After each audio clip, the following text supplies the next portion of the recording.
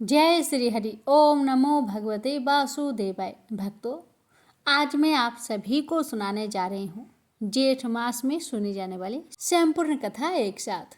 तो आइए पहले सुनते हैं गणेश भगवान जी की कथा। भक्तों, एक बुढ़िया माई थी जिसकी कमर झुकी हुई थी। सादा जीवन, लेकिन दिल में असीम श्रद्धा थी। भक्तों, वह बुढ़िया हर दिन अपने हाथों से मिट्टी के गणेश जी बनाती थी और उन्हें प्रेम से पूजा करती थी, आरती उतारती और शाम होते होते वही गणेश जी जल में विसर्जित कर देती। अगले दिन फिर वह यही क्रम करती। मिट्टी के गणेश जी को बड़े ही प्रेम से बनाती, श्रद्धा से पूजा करती, आरती उतारती और शाम होते होते विसर्जन कर देती। अब बुढ़िया के मन में आया, क्यों ना मैं गणेश जी की मूर्ति बनवा लूं, क्योंकि मिट्टी के गणेश जी हमेशा गल जाया करते थे। उन्हें बुढ़िया माई नहला भी नहीं सकती थी। इसलिए उसने सोचा, क्यों ना मैं गणेश जी की पत्थर की मूर्ति बनवा लूं, जिसे नहलाऊंगी, धोलाऊंगी, सुंदर वस्त्र पहनाऊंगी और बड़े ही प्रेम से पूजा करूंगी और मेरे गणेश जी जैसे कि तैसे ही रह जाएंगे, कभी गलेंगे ही नहीं। ये सोचकर बुढ़िया माई एक दिन अपने घर से बाहर निकली और गणेश जी का नाम गुनगुनाती हुई जा रही थी, जय श्री गणेश, जय श्री गणेश। तभी बुढ़िया माई ने देखा कि एक सेठ का मकान बन रहा था। तो माई ने सोचा, क्यों ना मैं इन मिस्त्रियों से जाकर कहूँ कि मेरे लिए गणेश जी की मूर्ति बना दे। अब बुढ़िया माई देरी ना करते हुए तुरंत मिस्त्रियों के पास चली आई और कहने लगी, हे बेटा, क्या तुम लोग मेरे लिए एक गणेश जी की पत्थर की मूर्ति बना दोगे? मैं रोज मिट्टी की गणेश जी बनाती हूँ और उनका पूजन करती हूँ। गणेश जी हमेशा गल जाया करते हैं, उन्हें मैं नहला भी नहीं सकती। इसलिए मैंने सोचा, क्यों ना एक पत्थर की गणेश जी बनवा लूँ। क्या तुम लोग बना दोगे? मेरा नियम है हर रोज गणेश जी का पूजन करना और उसके बाद ही मैं प्रसाद पाती हूँ। कृपा बना दो। बूढ़ी माई की बात सुनकर मिस्त्री मुस्कुराए, कुछ तिरछे लहजे में बोले, हे माई, जितनी मेहनत लगेगी तेरा एक पत्थर का गणेश गढ़ने में, उतने में तो हम सेठ की पूरी दीवार को ही खड़ी कर देंगे। इसलिए जाओ तुम यहाँ से, कहीं और जाओ, हमारे पास समय नहीं है। भक्तों, जहाँ पर यह भाव बताता है कि दुनिया समय और श्रम को लाभ से तौलती है, जबकि भक्ति सिर्फ प्रेम मांगती है। आगे बुढ़िया माई ने मिस्त्रियों की बात सुनकर दुखी मन से वहाँ से जाते हुए कहा, राम करे तुम्हारी दीवार तेरी हो जाए। और फिर जैसे उस बुढ़िया माई की वाणी में कोई शक्ति आ गई और भक्तों, सचमुच उस मिस्त्री का दीवार टेढ़ी बनने लगी। अब होता ये कि मिस्त्री जितने बार दीवार को चुनते हैं वो ढह जाती है, जितने बार दीवार को बनाते हैं उतने बार टेढ़ी हो जाती है। भक्तों, सुबह से शाम हो गई मगर दीवार सीधी नहीं बन रही थी। मिस्त्री की पूरा मेहनत बेकार चली गई। अब सेठ शाम को आए और उन्होंने देखा कि मिस्त्रियों ने कोई काम ठीक से किया ही नहीं है। ये देखकर सेठ को बड़ा क्रोध आया और गुस्से में बोले, क्या बात है, आज तो कुछ काम ही मुझे नहीं दिख रहा। क्या किया तुम लोग सुबह से लेकर शाम तक, बताओ। लेकिन सब मिस्त्री चुप रहे, किसी के पास जवाब ही नहीं था। पर बुढ़िया माई की भक्ति का उत्तर सबके सामने था। तभी एक मिस्त्री ने कहा कि आज एक बुढ़िया माई आई थी, बहुत ही भोली थी। कह रही थी कि मैं रोज मिट्टी के गणेश जी बनाकर उसका पूजन करती हूँ और एक दिन बाद गणेश जी गल जाते हैं। रोज मुझे नई गणेश जी बनानी पड़ती है। गणेश जी की मिट्टी की मूर्ति को मैं नहला भी नहीं सकती, इसलिए मेरे लिए एक पत्थर की गणेश जी गढ़ दो। लेकिन हे सेठ जी, मैंने उस बुढ़िया माई को मना कर दिया।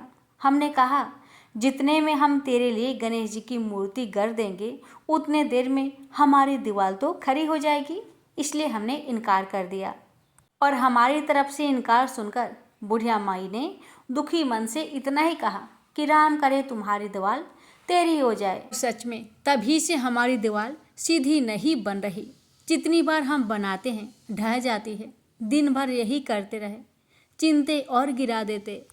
ये बात सब सेठ ने सुना, वो भी बहुत हैरान हो गए, मगर उन्हें भगवान पे बहुत भरोसा था। वो भी गणेश जी को मानते थे। उन्होंने तुरंत बुढ़िया माई को बुलवाया और बुढ़िया माई से बोला, हे माई, मुझे आशीर्वाद दो कि मेरी ये घर की दीवार सीधी हो जाए। मैं तुम्हारे लिए एक सोने की गणेश जी बनवा दूंगा। सेठ के बात सुनकर बुढ़िया माई मुस्कुराई और बिना कोई अभिमान के, उसने कोई श्राप दिया तो नहीं था, न वरदान ही मांगा था, वो तो बस भाव में थी। लेकिन उसकी सच्ची श्रद्धा और वाणी में ऐसी शक्ति थी कि दीवार भी झुक गई और मन भी। सेठ ने वचन निभाया और बुढ़िया माई को सुंदर सोने की गणेश जी भेंट किया, और जैसे ही गणेश जी उसके हाथों में आए, सेठ की दीवार भी सीधी खड़ी हो गई। प्रेम से बोलिए गणेश भगवान की जय। हे भगवान जी, जैसे आपने सेठ पर कृपा करी, वैसे ही कथा कहने वाले, कथा सुनने वाले सभी भक्तों पर अपनी कृपा सदा सर्वदा बनाए रखना। प्रेम से बोलिए गणेश भगवान की जय। भद्र देश के एक राजा थे जिनका नाम अश्वपति था। भद्र देश के राजा अश्वपति के कोई संतान न थी। उन्होंने संतान की प्राप्ति के लिए मंत्र उच्चारण के साथ प्रतिदिन 1,00,000 आहुतियां दी। 18 वर्षों तक यह क्रम जारी रहा। इसके बाद सावित्री देवी ने प्रकट होकर वर दिया कि राजन, तुझे एक तेजस्वी कन्या पैदा होगी। सावित्री देवी की कृपा से जन्म लेने के कारण से कन्या का नाम सावित्री रखा गया। कन्या बड़ी होकर बेहद रूपवान हुई। योग वर न मिलने की वजह से सावित्री के पिता दुखी थे। उन्होंने कन्या को स्वयं वर तलाशने भेजा। सावित्री तपोवन में भटकने लगी। वहां साल्व देश के राजा धूम्रसेन रहते थे, क्योंकि उनका राज्य किसी ने छीन लिया था। उनके पुत्र सत्यवान को देखकर सावित्री ने पति रूप में उनका वरण किया। श्री राज नारद को जब यह बात पता चली तो वह राजा अश्वपति के पास पहुंचे और कहा कि हे राजन, यह क्या कर रहे हैं आप? सत्यवान गुणवान है, धर्मात्मा है और बलवान भी है, पर उसकी आयु बहुत छोटी है। वह अल्पायु है। 1 वर्ष के बाद ही उसकी मृत्यु हो जाएगी। ऋषिराज नारद की बात सुनकर राजा अश्वपति घोर चिंता में डूब गए। सावित्री ने उनसे कारण पूछा तो राजा ने कहा, पुत्री, तुमने जिस राजकुमार को अपने वर के रूप में चुना है वह अल्प आयु है। तुम्हें किसी और को अपना जीवन साथी बनाना चाहिए। इस पर सावित्री ने कहा कि पिताजी, आर्य कन्याएं अपने पति का एक बार ही वरण करती है। राजा एक बार ही आज्ञा देता है और पंडित एक बार ही प्रतिज्ञा करते हैं और कन्यादान भी एक ही बार किया जाता है। सावित्री हठ करने लगी और बोली, मैं सत्यवान से ही विवाह करूंगी। राजा अश्वपति ने सावित्री का विवाह सत्यवान से कर दिया। सावित्री अपनी ससुराल पहुंचते ही सास ससुर की सेवा करने लगी। समय बीतता चला गया। नारद मुनि ने सावित्री को पहले ही सत्यवान की मृत्यु के दिन के बारे में बता दिया था। वह दिन जैसे जैसे करीब आने लगा, सावित्री अधीर होने लगी। उन्होंने 3 दिन पहले से ही उपवास शुरू कर दिया। नारद मुनि द्वारा कथित निश्चित तिथि पर पितरों का पूजन किया। हर दिन की तरह सत्यवान उस दिन भी लकड़ी काटने जंगल चले गए। साथ में सावित्री भी गई। जंगल में पहुंचकर सत्यवान लकड़ी काटने के लिए एक पेड़ पर चढ़ गए। तभी उसके सिर में तेज दर्द होने लगा। दर्द से व्याकुल सत्यवान पेड़ से नीचे उतर गए। सावित्री अपना भविष्य समझ गई। सत्यवान के सिर को गोद में रखकर सावित्री सत्यवान का सिर सहलाने लगी। तभी वहां यमराज आते दिखे। यमराज अपने साथ सत्यवान को ले जाने लगे। सावित्री भी उनके पीछे पीछे चल पड़ी। यमराज ने सावित्री को समझाने की कोशिश की, यह विधि का विधान है, लेकिन सावित्री नहीं मानी। सावित्री की निष्ठा और पति परायणता को देखकर यमराज ने सावित्री से कहा, हे देवी, तुम धन्य हो, तुम मुझसे कोई भी वरदान मांगो। सावित्री ने कहा कि मेरे सास ससुर वनवासी और अंधे हैं, उन्हें आप दिव्य ज्योति प्रदान करें। यमराज ने कहा, ऐसा ही होगा, जाओ आप लौट जाओ। लेकिन सावित्री अपने पति सत्यवान के पीछे पीछे चलती रही। यमराज ने कहा, देवी तुम वापस जाओ। सावित्री ने कहा, भगवान, मुझे अपने पति देव के पीछे पीछे चलने में कोई परेशानी नहीं है, पति के पीछे चलना मेरा कर्तव्य है। यह सुनकर उन्होंने फिर से उसे एक और वर मांगने के लिए कहा। सावित्री बोली, हमारे सास ससुर का राज्य छीन गया है, उसे पुनः वापस दिला दे। यमराज ने सावित्री को यह वरदान भी दे दिए और कहा, अब तुम लौट जाओ। लेकिन सावित्री पीछे पीछे चलती रही। यमराज ने सावित्री को तीसरा वरदान मांगने को कहा। इस पर सावित्री ने 100 संतानों और सौभाग्य का वरदान मांगा। यमराज ने इसका वरदान भी सावित्री को दे दिया। सावित्री ने यमराज से कहा कि हे प्रभु, मैं एक पतिव्रता पत्नी हूँ और आपने मुझे पुत्रवती होने का आशीर्वाद दिया है। यह सुनकर यमराज को सत्यवान के प्राण छोड़ने पड़े और यमराज अंतर्ध्यान हो गए और सावित्री उसी वट वृक्ष के पास आ गई जहाँ उसके पति का मृत शरीर पड़ा था। सत्यवान जीवित हो गया और दोनों खुशी खुशी अपने राज्य की ओर चल पड़े। दोनों जब घर पहुँचे तो देखा कि माता पिता को दिव्य ज्योति प्राप्त हो गई है। इस प्रकार सावित्री सत्यवान चिरकाल तक राज्य सुख भोगते रहे। अतः पतिव्रता सावित्री के अनुरूप ही प्रथम अपने सास ससुर का उचित पूजन करने के साथ ही अन्य विधियों को पारण करे। बट सावित्री व्रत करने और इस कथा को सुनने से उपासक के वैवाहिक जीवन या जीवन साथी की आयु पर किसी प्रकार का कोई संकट आया भी हो तो वो टल जाता है। प्रेम से बोलिए यमराज भगवान की जय, सावित्री माता की जय, सत्यवान की जय। यह कहानी है बरसाना की, जहाँ रासेश्वरी श्री राधा रानी जी का जन्म हुआ था।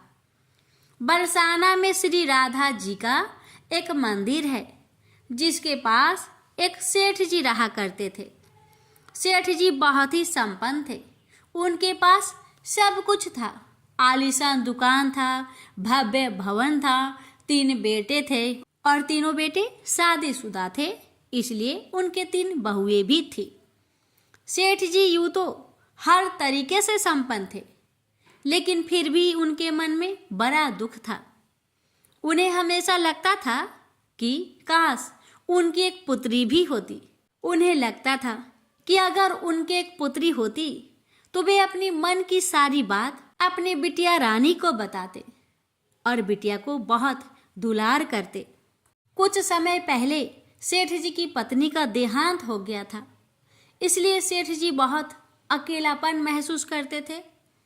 सेठ जी हमेशा अपने घर के पास स्थित मंदिर में श्री राधा रानी जी के दर्शन करने जाया करते थे। एक दिन जब सेठ जी मंदिर में श्री राधा रानी जी के दर्शन करने गए, उस दिन मंदिर में एक संत जी पधारे थे।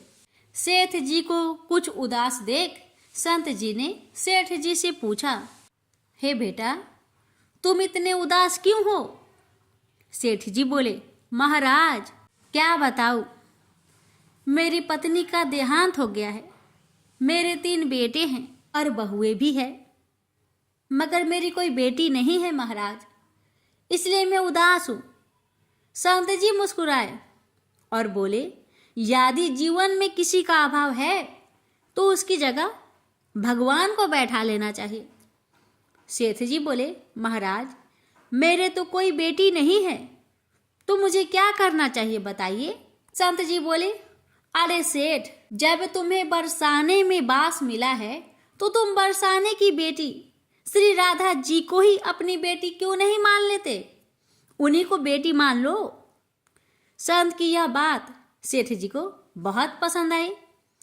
उसी दिन सेठ जी ने श्री राधा जी का एक बड़ा चित्र मंगवाया और उसे अपने कमरे में लगा लिया। अब तो सेठ जी का जीवन ही बदल गया। वे उठते बैठते सोते जागते श्री राधा जी को अपनी बेटी मानकर उनसे बातें करते, उन्हें अपनी मन की सारी बात बताया करते। सेठ को अपनी पुत्री राधा जी को हर बात बताने में बहुत आनंद आता था। सेठ जी की राधा जी में ऐसी लगन लगी कि जब वे दुकान भी जाते तो श्री राधा रानी को भोग लगाकर प्रसाद पाकर ही जाते थे। शाम को लौटते तो राधा रानी जी को प्रणाम करते, उनसे बातें करते और भोग लगाकर फिर प्रसाद ग्रहण करते और हर समय श्री राधे राधे सा कीर्तन किया करते थे और हर समय प्रसन्नचित रहा करते थे। जब भी सेठ जी से कोई उनका परिचय पूछता तो सेठ जी कहते, 3 बहू बेटे हैं, घर में सुख सुविधा है, पूरी संपत्ति भरी भवन में, रहती नहीं कोई मजबूरी, कृष्ण कृपा से जीवन पथ में आती ना कोई बाधा, मैं बड़भागी पिता हूँ, मेरी बेटी है श्री राधा। एक दिन सेठ जी के घर में चूड़ी पहनाने वाली मणिहारिन आई।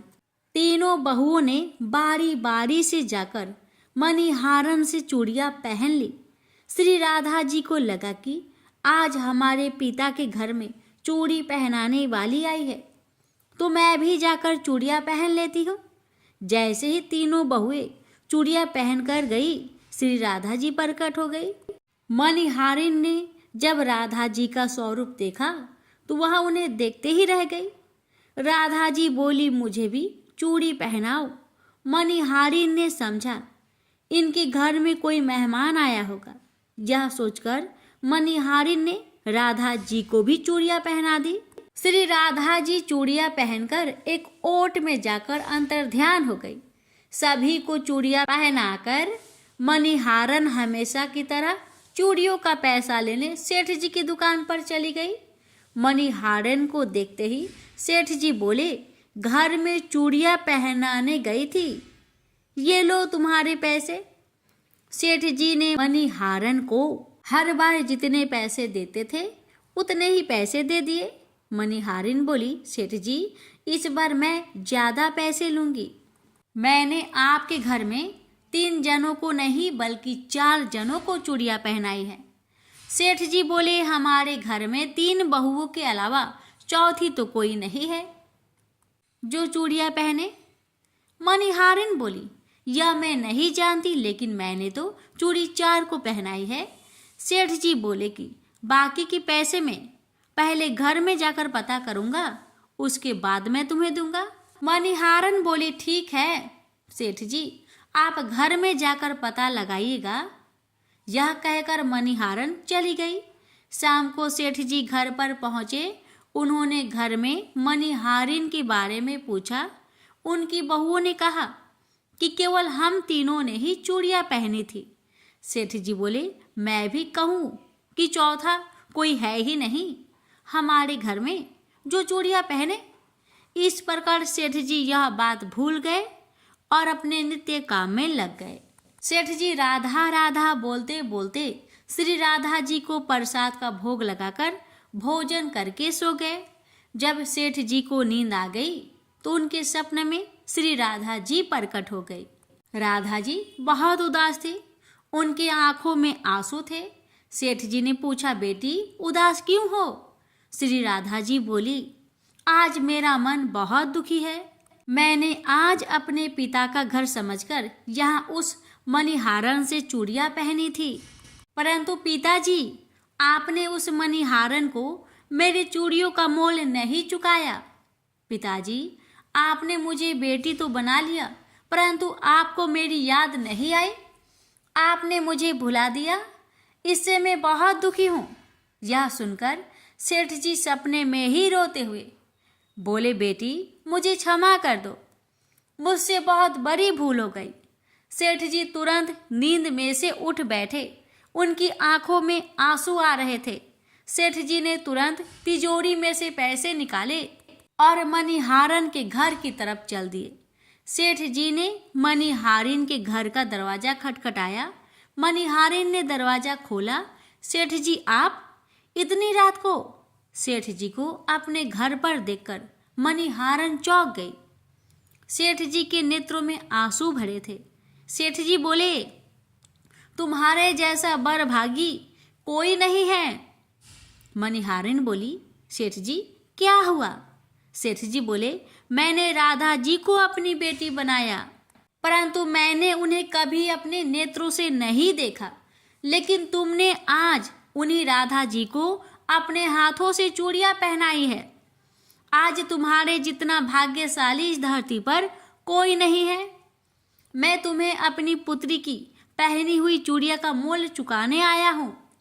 यह कहकर सेठ जी ने रुपए से भरी थैली मणिहारिन के सामने रख दी और कहा, इसमें से जो भी लेना हो वो ले लो। जब मणिहारिन ने सुनी कि स्वयं राधा जी उससे चूड़ियां पहनने आई थी, तो उसकी आंखों से भी आंसू की धारा बह निकली। मणिहारिन बोली, सेठ जी मैं राधा रानी की चूड़ियों के पैसे आपसे कैसे ले सकती हूँ? राधा रानी जी तो इस बरसाने की बिटिया है और मैं बिटिया की चूड़ी की पैसे आपसे नहीं लूंगी। परंतु सेठ जी नहीं माने। सेठ जी ने रुपए से भरी थैली मणिहारन के घर पर रखी और वहां से सीधे श्री राधा जी के मंदिर में चले गए। उस दिन के बाद सेठ जी ने सब कुछ छोड़कर संन्यास ले लिया और अपना शेष जीवन राधा रानी जी के मंदिर में राधा जी की भक्ति करते करते बिता दिए। प्रेम से बोलिए श्री राधा रानी की जय। बरसाना में गोविंद दास नाम का एक भक्त रहता था। उसकी एक पुत्री थी जिसका नाम था मुनिया। गोविंद दास के परिवार में मुनिया के अलावा कोई नहीं था। गोविंद दास सारा दिन अपना काम करते और शाम को श्री जी के मंदिर में जाते, दर्शन करते और जो भी संत मंदिर में रुके हुए होते उनकी सेवा करते और उनके साथ सत्संग करते। यही उनका रोज का नियम था। एक बार एक संत ने गोविंद दास से कहा, भैया हमें नंदगांव जाना है, हमारे पास सामान ज्यादा है और हमें रास्ता भी नहीं मालूम, तो तुम हमें नंदगांव पहुंचा सकते हो क्या? गोविंद दास बोले, महाराज ये तो मेरा सौभाग्य है। गोविंद दास ने हाँ भर ली।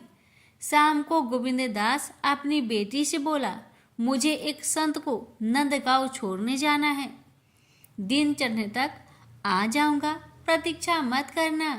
अगले दिन गोविंद दास सुबह 4 बजे राधे राधे करते नंगे पांव संत के पास पहुंच गए और संत के सामान और ठाकुर जी की पेटी और बर्तन उठाकर बोले, चलो महाराज, और आगे आगे चलने लगे। भक्तों, एक तो संत जी की उम्र हो चली थी, ऊपर से उन्हें श्वास रोग भी था, इसलिए वे कुछ दूर चलते फिर बैठ जाते। इस तरह रुक रुक कर चलने में नंदगांव पहुंचने में ही देरी हो गई। अब मंदिर पहुंचकर गोविंद दास ने सामान रखा और बोले, महाराज अब चलते हैं। संत जी बोले, भाई तुम इतनी दूर से मेरे साथ आए हो, तनिक विश्राम तो कर लो, कुछ जलपान तो कर लो, फिर चले जाना। तो गोविंद दास ने कहा कि ये क्या कर रहे हो? महाराज, बरसाने की वृषभानु नंदिनी नंदगांव में ब्याही हुई है, अतः मैं यहाँ जल नहीं पी सकता, ये तो घोर पाप हो जाएगा। संत की आंखों से अश्रुपात होने लगे। संत बोले, ये तो कितने वर्ष पुरानी बात है। गोविंद दास, तुम गरीब भले ही हो, पर तुम्हारा दिल बहुत नेक है। गोविंद दास संत जी को प्रणाम कर राधे राधे करते रवाना हो गए। सूरज सिर पर चढ़ाया था, ऊपर से सूरज की गर्मी नीचे तपती रेत। भगवान को दया आ गई। वे भक्त गोविंद दास के पीछे पीछे चलने लगे। एक पेड़ की छाया में गोविंद दास रुके और वहीं मूर्छित होकर गिर पड़े। भगवान ने मूर्छा दूर करने के प्रयास किए, पर मूर्छा दूर नहीं हुई। भगवान ने विचार किया कि भक्त के प्राण संकट में है, कोई उपाय नहीं लग रहा।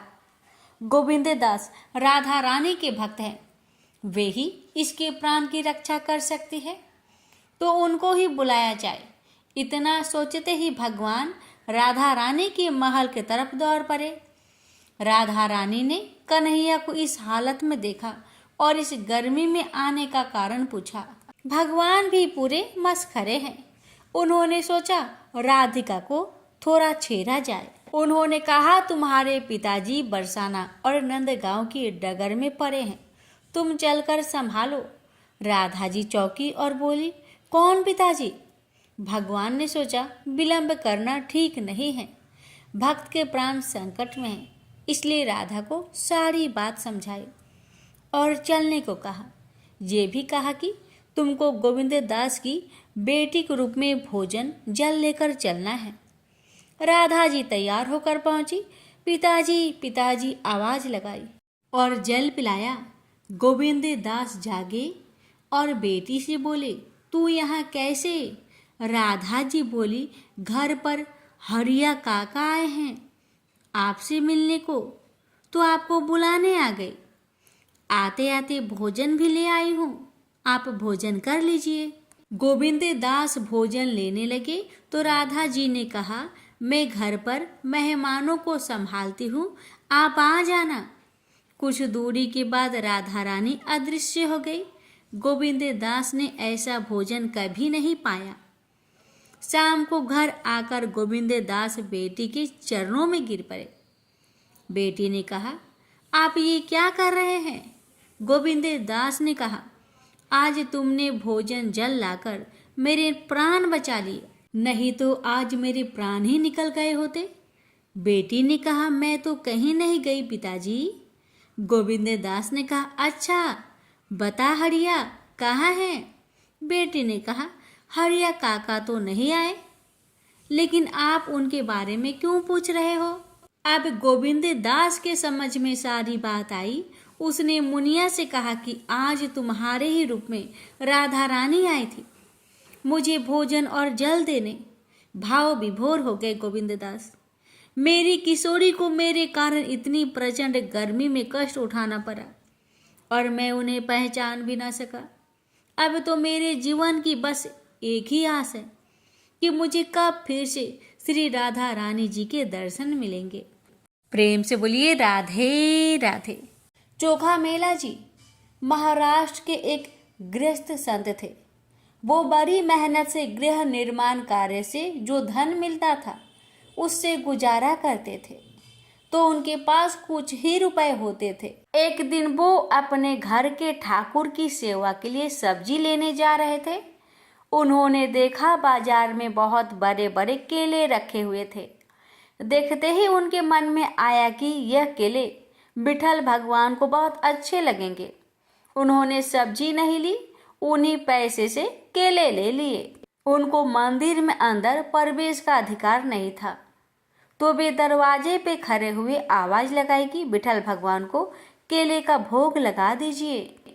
भगवान के कुछ सेवकों ने उन्हें धक्का मारकर बाहर कर दिया। उन्होंने कहा, तुम क्या समझते हो, 2-4 बार प्रभु का नाम ले लिया तो इतने बड़े भक्त हो जाओगे कि तुम्हारे हाथ का छुआ हुआ भोग भगवान पालेंगे। चोखा मेला जी को इस बात से बुरा नहीं लगा कि उनके साथ दुर्व्यवहार हुआ। वह एकांत में जाकर प्रभु से बात करने लगे कि मेरा अपमान हुआ, इस बात का मुझे कोई दुख नहीं, लेकिन आपने ऐसा क्यों किया? मेरे हृदय में आपने ही प्रेरणा की और फल देखकर कि मेरे मन में आया कि आप खाना चाहते हैं, तो मैं आपके लिए केले ले गया। मुझे ऐसी जगह पैदा ही क्यों किया जहाँ की सेवा आपको पसंद नहीं? आप तो सब कुछ कर सकते थे ना। उसके बाद फिर आपने केले खाने की चाह प्रकट क्यों की? यदि आप ऐसा चाहते हैं तो फिर मैं इस शरीर को रख कर क्या करूँगा, क्योंकि ये शरीर आपकी सेवा के योग्य नहीं है। आज से मेरा अन्न जल बंद और अब मैं इस शरीर को त्याग दूंगा। उन्होंने अपनी कुटिया का दरवाजा बंद कर लिया और निश्चय कर लिया कि इस शरीर में ना जल डालेंगे और ना ही अन्न डालेंगे। जैसे ही मंदिर में ठाकुर जी को शयन कराया गया, ठाकुर जी वहां से बाहर निकले। ठाकुर जी ने चोखा मेला जी की कुटिया के बाहर जाकर उनका दरवाजा खटखटाया। उन्होंने बड़ी ही अमृतमय वाणी से चोखा मेला को आवाज लगाई। चोखा मेला जी एकदम आकर्षित हुए। उन्होंने पूछा, कौन है? ठाकुर जी ने कहा, चोखा मेला जी, बहुत भूख लगी है। जैसे ही दरवाजा खोला तो सामने नवकिशोर अवस्था के ठाकुर जी खड़े थे। आनंद समुद्र प्रभु को सामने देखकर चोखा मेला जी आह भर कर रो पड़े। प्रभु ने कहा, रोने धोने का समय नहीं है, मुझे बहुत भूख लगी है।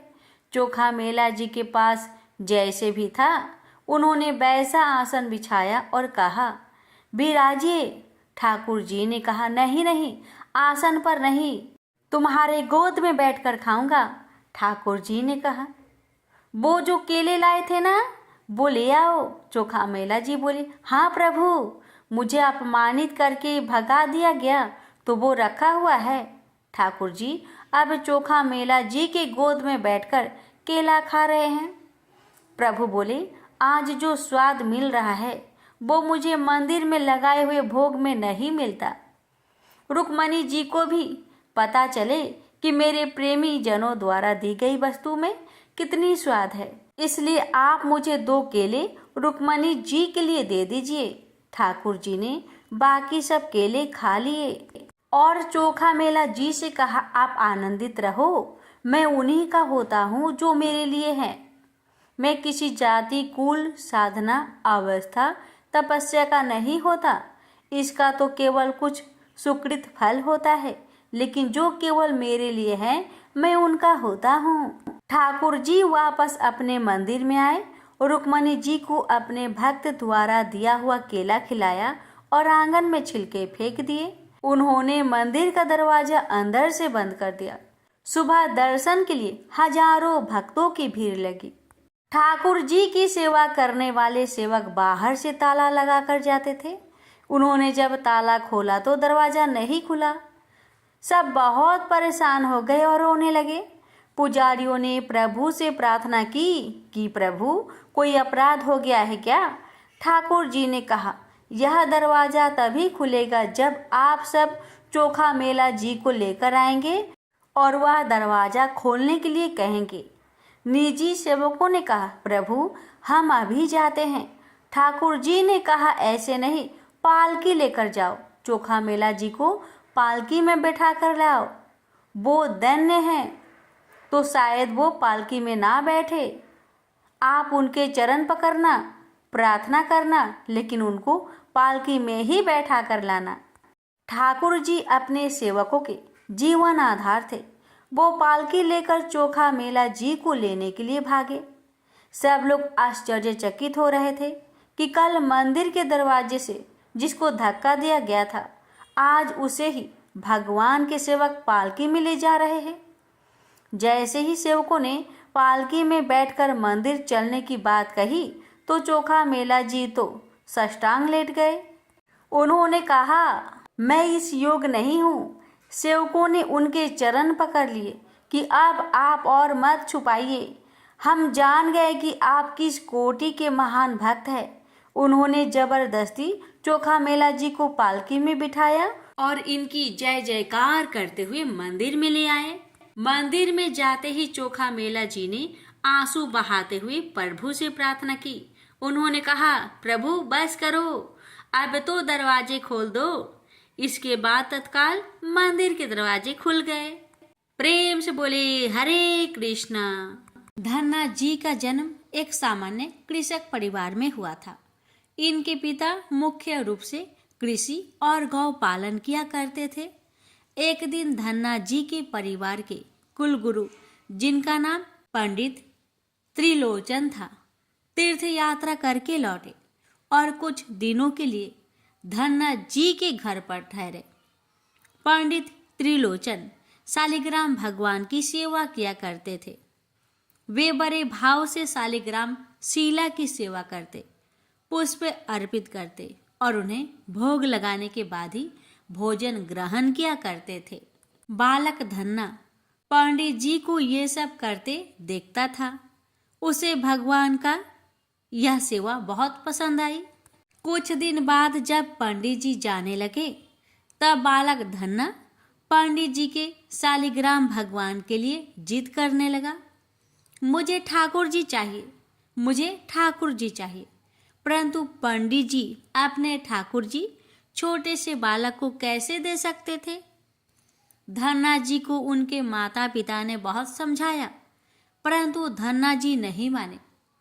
अंत में लोगों ने पंडित जी से कहा, अरे यह तो बालक है, इसे शालिग्राम जैसा कुछ और देकर बहला दो। अगले दिन पंडित जी नदी में स्नान करने गए। वहां से वे एक गोल मटोर थोड़ा बड़ा सा काले रंग का पत्थर ले आए। तब वे धन्ना जी के पास आकर बोले, मैं तुम्हें अपने ठाकुर जी दे दूंगा, लेकिन मेरे पास 2 ठाकुर जी है, बड़े ठाकुर जी और छोटे ठाकुर जी। तुम्हें कौन से ठाकुर जी चाहिए? धन्ना जी ने झट से जवाब दिया, मुझे तो बड़े ठाकुर जी चाहिए। पंडित जी भी यही चाहते थे। पंडित जी ने धन्ना जी को वह बड़ा काला पत्थर बड़े ठाकुर जी बताकर दे दिए। ठाकुर जी को पाकर धन्ना जी बहुत प्रसन्न हो गए। वे बड़े भाव से उनकी सेवा करने लगे। धन्ना जी गाय चराते, खेतों में जाते तो ठाकुर जी को अपने साथ ले जाते। धन्ना जी की माँ ने उनको बाजरे की रोटी, साग, अचार और गुड़ खाने को दिया। अब धन्ना जी ने भी निश्चय किया कि वे भी पंडित जी की तरह ठाकुर जी को भोग लगाने के बाद ही भोजन ग्रहण करेंगे। धन्ना जी ने खेत में बहुत प्रेम से ठाकुर जी को पुकार कर भोग लगाया, परंतु ठाकुर जी भोग लगाने नहीं आए। धन्ना जी ने निश्चय किया, जब तक ठाकुर जी स्वयं प्रकट होकर भोग नहीं लगाते, वे भी भोजन ग्रहण नहीं करेंगे। जब ठाकुर जी ने धन्ना जी की रोटी का भोग नहीं लगाया तो धन्ना जी ने शाम को वह रोटी गाय को खिला दी। 3 दिनों तक ऐसा ही चलता रहा। न तो ठाकुर जी भोग लगाते और न धन्ना जी भोजन ग्रहण करते। चौथे दिन धन्ना जी की माताजी फिर से रोटी लेकर आई। अब धन्ना जी खेतों में जोर जोर से रोने लगे और ठाकुर जी से गुहार लगाने लगे। वे बोले, आप तो बड़े ठाकुर जी हैं, आपको तो लोग रोज ही 56 भोग जिमाते होंगे, परंतु मैं बालक 3 दिन से भूखा और परेशान हूँ। आपको मुझ पर दया नहीं आती क्या? मुझ पर दया करके ही थोड़ा भोग लगा लो, जिससे मैं भी कुछ खा सकूं। पंडित जी ने कहा है कि आपको खिलाए बिना कुछ नहीं खाना, इसलिए पहले आप खा लो, उसके बाद ही मैं खा सकूंगा। धन्ना जी की भोलेपन से की गई प्रार्थना सुनकर भगवान श्री कृष्ण साक्षात प्रकट हो गए। अपने ठाकुर जी को देखकर धन्ना जी बहुत प्रसन्न हुए। उन्होंने ठाकुर जी को माँ की दी हुई बाजरे की रोटी, साग और गुड़ खाने को दिया। ठाकुर जी बड़े चाव से रोटी खाने लगे। 4 रोटियों में से 2 रोटी ठाकुर जी ने खा ली। जब ठाकुर जी तीसरी रोटी खाने लगे तब धन्ना जी ने उनका हाथ पकड़ लिया और कहा, सारी रोटियां आप ही खा जाएंगे, मुझे भी तो भूख लगी है, मैंने तो 4 दिनों से कुछ भी नहीं खाया। 2 रोटी आपने खा ली, अब 2 रोटी मेरे लिए छोड़ दो। यह सुनकर ठाकुर जी मुस्कुराने लगे और बची हुई 2 रोटियां धन्ना जी ने खाई। अब तो यह उनका रोज का नियम हो गया। धन्ना जी जब गाय चराने जाते तो खेतों में जाकर ठाकुर जी के साथ ही भोजन करते। एक दिन ठाकुर जी ने धन्ना जी से कहा, तुम रोज मुझे रोटी खिलाते हो, मैं मुफ्त में रोटी नहीं खाना चाहता, इसलिए मैं रोटी के बदले तुम्हारा कोई काम कर दिया करूँगा।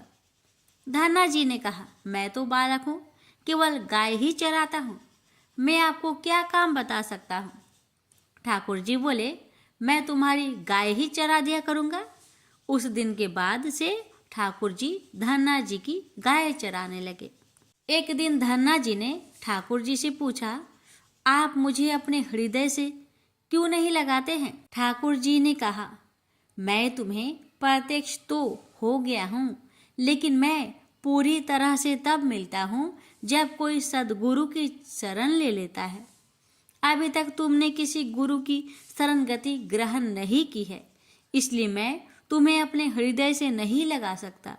धन्ना जी बोले, मैं तो जानता ही नहीं कि गुरु किसे कहते हैं, फिर मैं किसे अपना गुरु बनाऊं? ठाकुर जी बोले, कासू में जगत गुरु श्री रामानंदाचार्य मेरे ही स्वरूप में विराजमान है। तुम जाकर उनकी शरणागति ग्रहण करो। ठाकुर जी के कहे अनुसार धन्ना जी ने काशी जाकर श्री रामानंदाचार्य जी की शरणागति ग्रहण कर ली। उस समय धन्ना जी की आयु 15-16 वर्ष के आसपास थी। श्री रामानंदाचार्य जी ने धन्ना जी को अपने शिष्य के रूप में स्वीकार कर लिया और उन्हें आदेश दिया कि अब तुम अपने घर चले जाओ। धन्ना जी बोले, गुरुजी, अब मैं घर नहीं जाना चाहता। आप मुझे घर जाने का आदेश क्यों दे रहे हैं? गुरुजी बोले, अगर यहाँ रहकर भजन करोगे तो केवल तुम्हारा ही कल्याण होगा, लेकिन अगर तुम अपने घर जाकर खेती किसानी करते हुए अपने माता पिता की सेवा करते हुए भजन करोगे तो तुम्हारे साथ कई जीवों का उद्धार हो जाएगा। गुरु जी के आदेश पर धन्ना जी घर लौट आए। इसके बाद जैसे ही धन्ना जी घर पहुंचे, ठाकुर जी ने उन्हें अपने हृदय से लगा लिया। इसके बाद धन्ना जी खूब मन लगाकर संत सेवा करने लगे। जब भी उनके गांव में कोई साधु संत आते तो धन्ना जी उन्हें अपने घर ले आते और बड़े प्रेम से उनकी सेवा करते और उन्हें भोजन खिलाते। संतों की सेवा करने के कारण अब उनके घर दूर दूर से साधु संत पधारने लगे। धन्ना जी उन सभी का बड़े प्रेम से सत्कार करते और उन सभी को भोजन कराते। एक दिन धन्ना जी के पिताजी ने उनसे कहा, देखो भाई, हम लोग गृहस्थ लोग हैं। यदि महीने में एक आध बार कोई साधु आ जाए तो हम उनकी सेवा भी कर दे और उन्हें भोजन भी करा दे, लेकिन तुम्हारी इन साधुओं से ऐसी दोस्ती हो गई है कि हर दूसरे दिन कोई न कोई साधु चला आता है और अपने साथ एक दो को ले आता है। यह ठीक नहीं है। हम अपनी खेती बाड़ी का काम करें या इन साधुओं की सेवा करें? तुम तो अभी बालक हो, कुछ कमाते नहीं। तुम्हारा पालन पोषण भी हम ही करते हैं और ऊपर से तुम इन साधुओं को बुला लाते हो। इस प्रकार इन निठले साधुओं की सेवा करना ठीक नहीं है। इसलिए एक बात कान खोलकर सुन लो, आज के बाद यदि तुम किसी साधु को घर लेकर आए तो मैं उन्हें घर में नहीं घुसने दूंगा। यदि तुम्हें साधु सेवा करनी है तो पहले कुछ कमाई करो, फिर अपनी कमाई से साधु सेवा करना। पिताजी की बात सुनकर धन्ना जी उदास हो गए और चुपचाप खड़े हो गए। तब पिताजी ने धन्ना जी को डांटते हुए कहा, आज के बाद किसी साधु को घर में लेकर मत आना और जाओ खेतों में गेहूं बो कर आओ। खेत तैयार है, बोरियों में बीज का गेहूं रखा है, इसे बैलगाड़ी में रखकर ले जाओ और खेत में बो दो।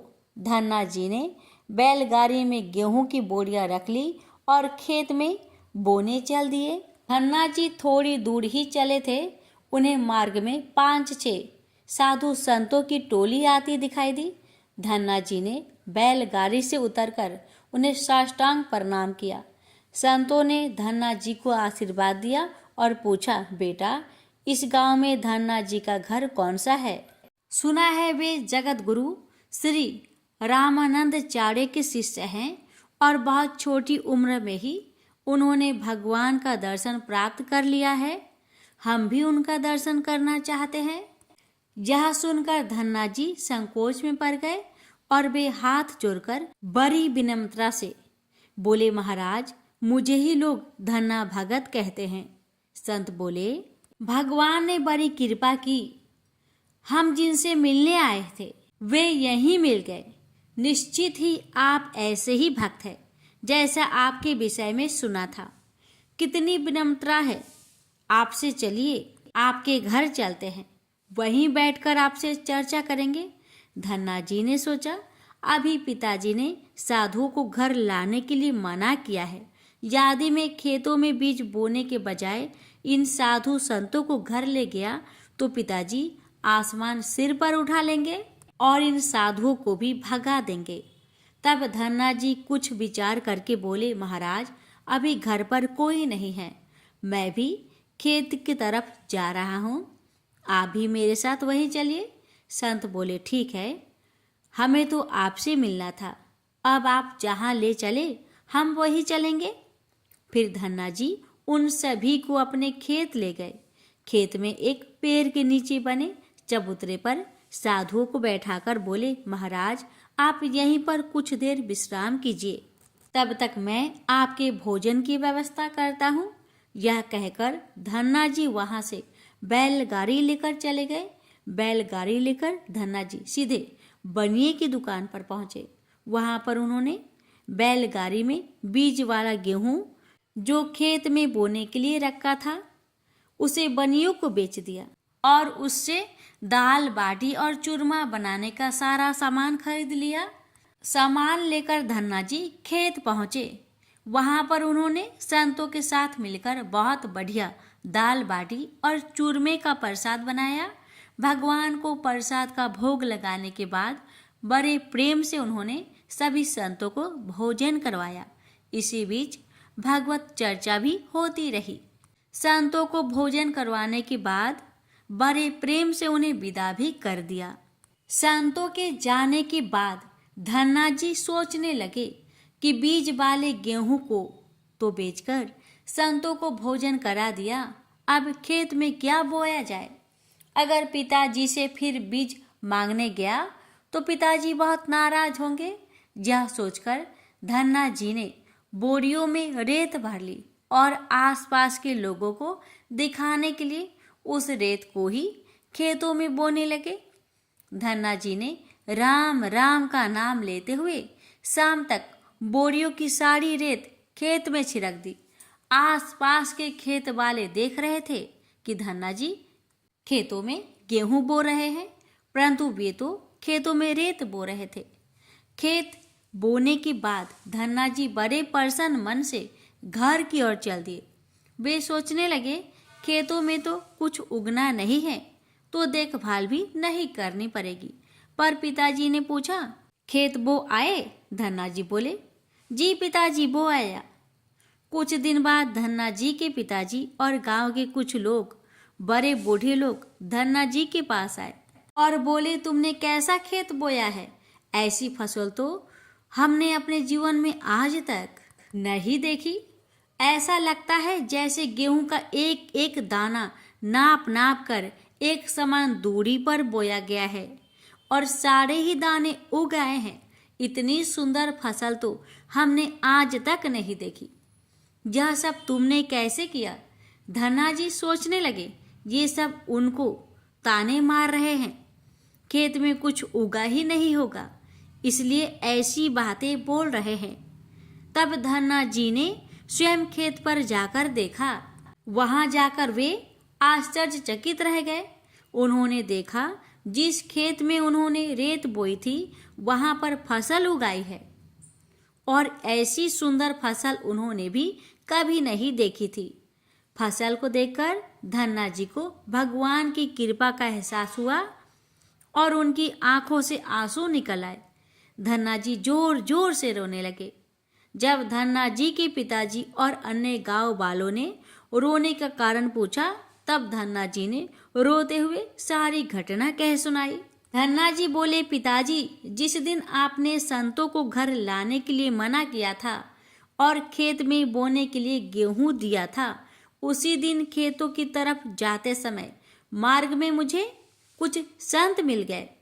मैंने उन संतों को अपने खेत पर ठहराया और बीज वाला गेहूं बनियों को बेचकर संतों को भोजन करवा दिया। इसके बाद मैंने खेतों में रेत बो दी। रेत बोने के बाद यह फसल कैसे उगाई मुझे नहीं मालूम। धन्ना जी की बात सुनकर उनके पिताजी के भी आंसू निकल आए। वे बोले, मेरा धन्य भाग जो मेरे घर में ऐसा पुत्र ने जन्म लिया है। आज के बाद हम तुम्हें रोकेंगे नहीं। खूब साधु बुलाओ, खूब संत सेवा करो, हम तुम्हें अब कभी मना नहीं करेंगे। आज से मैं भी भगवान की भक्ति किया करूँगा और तुम्हारे साथ संतों की सेवा किया करूँगा। इसके बाद धन्ना जी और उनके परिवार वाले खूब संत सेवा करने लगे। कुछ समय बाद धन्ना जी की उगाई हुई फसल को काटने का समय आ गया। उस फसल से उतने ही आकार की खेती से 50 गुना ज्यादा गेहूं निकला। यह गेहूं इतना ज्यादा था कि उसे रखने तक की जगह नहीं बची थी। गांव के सभी लोग धन्ना जी की फसल देखकर आश्चर्य करने लगे। अब धन्ना जी और उनका परिवार अपनी क्षमता के अनुसार खूब संत सेवा और भगवान की भक्ति करने लगे। उनके घर में हमेशा साधु संतों का तांता लगा रहता। साधु संतों की बड़ी बड़ी जमातें आती। धन्ना जी सभी का बड़े प्रेम से सत्कार करते। अब धन्ना जी जब भी खेतों में फसल बोते, हर बार ऐसा ही फसल होने लगी। अब धन्ना जी अपने गांव के बड़े किसान बन गए। गांव के सभी लोग धन्ना जी को चमत्कारी संत मानने लगे और उनके खेतों की मिट्टी को भी चमत्कारी मानने लगे। जिन लोगों के खेतों में पर्याप्त फसल नहीं होती थी, वे लोग धन्ना जी के खेतों की मिट्टी ले जाकर अपने खेतों में छिड़क देते। इससे उनकी फसल भी अच्छी होने लगी। चारों तरफ धन्ना जी की जय जयकार होने लगी। एक बार भगवान ने धन्ना जी की परीक्षा लेनी चाहिए। धन्ना जी के गांव में अकाल पड़ गया। धन्ना जी बड़े किसान थे। उनके पास बहुत खेती थी और अन्न के भंडार भरे थे। अकाल के कारण उनके गांव और आसपास के क्षेत्रों के ब्राह्मण, संत, गरीब और जरूरतमंद लोग धन्ना जी के पास मदद की उम्मीद से आने लगे। धन्ना जी भी उन्हें दोनों हाथों से भंडार लुटाने लगे। कभी कोई जरूरतमंद उनके घर से खाली हाथ नहीं लौटता। धीरे धीरे धन्ना जी का अन्न भंडार समाप्त होने लगा, परंतु धन्ना जी ने निश्चय किया जब तक उनका सामर्थ्य है वे किसी भी जरूरतमंद को निराश नहीं करेंगे। अपना सब कुछ बेचकर भी वे लोगों की मदद करेंगे। धन्ना जी की निस्वार्थ सेवा से प्रसन्न होकर एक दिन स्वयं भगवान श्री कृष्ण संत के भेष में उनसे मिलने आए। संत रूपी भगवान श्री कृष्ण ने उन्हें तुम्बा जिससे कमंडल बनाया जाता है उसी के बीज दिए और कहा, धन्ना जी इन बीजों को अपने खेतों में बो दो और जब इनकी फसल पक जाए तो उससे भी जो प्राप्त हो उसे लोगों की सेवा में खर्च करना। धन्ना जी ने ऐसा ही किया। संत की आज्ञा मानकर उन्होंने तुम्बा के बीज खेतों में बो दिए। गांव के लोग कहने लगे, लगता है धन्ना जी पागल हो गए हैं। ऐसे भीषण अकाल में फसल बो रहे हैं और वो भी तुम्बा की। इस कड़ुए तुम्बा को तो पशु भी नहीं खाते। यह तो केवल कमंडल बनाने के काम आता है। यदि ऐसी फसल उग भी गई तो उसका क्या फायदा। परंतु धन्ना जी ने संत के कहे अनुसार अपने खेतों में तुम्बा के बीज बो दिए। कुछ दिन बाद तुम्बा की फसल उग आई। सभी लोग आश्चर्य करने लगे कि ऐसे भीषण अकाल में बिना पानी की कोई फसल कैसे उग सकती है। कुछ ही दिनों में धन्ना जी का खेत हरा भरा हो गया।